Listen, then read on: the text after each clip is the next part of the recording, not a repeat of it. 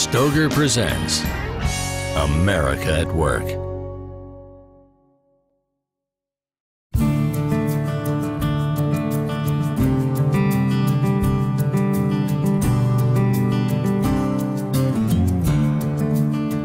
I'm Pat Vincenti. I'm a decoy carver from Churchville, Maryland. I've been carving decoys now for almost 40 years. What is a decoy?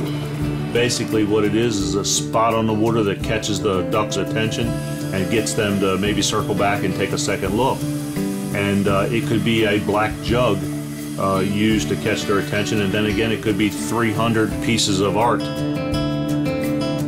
Here on the Susquehanna Flats and the Havre de Grace area, we can document decoys back to the Civil War era. A lot of the guys worked the water, and in the spring of the year they fished, but in the winter they hunted, and they provided ducks for the market. And in order to get the ducks closer, they created their own decoys. It was not a piece of artwork, not a piece of folk art. It was strictly a tool that they needed to help them finish the job that they were doing. This is how they lived. This is how they put their food on the table. This is how they paid their bills. There was only a handful of men that you could go to get these decoys. Captain Ben Dye was one of the first documented carvers on the Upper Bay. And then you have Bob McGall, Sam Barnes, Madison Mitchell. This is the group of men that gave us the tradition of carving here on the Upper Bay.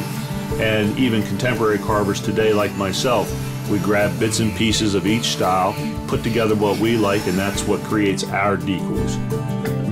We're carving decoys today in the same tradition that they were made in Havre de Grace 125, 140 years ago. Good. In high school, I started waterfowling, and I kind of thought I would like to make some decoys myself. I apprenticed under Madison Mitchell, Jim Pierce, Paul Gibson, and in 1986, I quit my job and started making decoys full-time.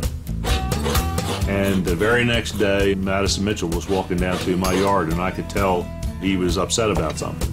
I asked him, I said, "What's wrong?" He took his cigarette out of his mouth and he said, "They tell me you've quit your job." And I said, "Yes, that's right." "Have you lost your mind? You're going to starve to death." "I'm a young man. We're going to give it a try and see if it works." And the rest is history. But this is not a practical way to make a living today. You have to have a passion for this, and I realized this was more than just decoy carving. It's important always to preserve your history. If you don't make the effort to preserve it, it will be gone forever. This was a way of life for our forefathers, and this is what this country was based on. This country was based on hard work, and today we're not seeing that. When you build something with your hands, it creates a tremendous character in yourself, and when you look at something that was custom made by hand, you have a great appreciation for it, and it makes you want to do better no matter what you're doing. I would love to see that hard American work ethic continue. I just hope that when people look at the decoys that I made, they can recognize there was a lot of sweat and blood in that thing. And I was always told that you make the next decoy better than you did the first.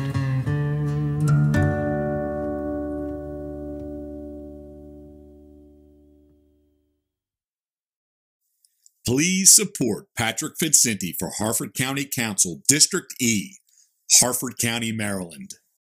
Authorized by Friends to elect Patrick Vincenti.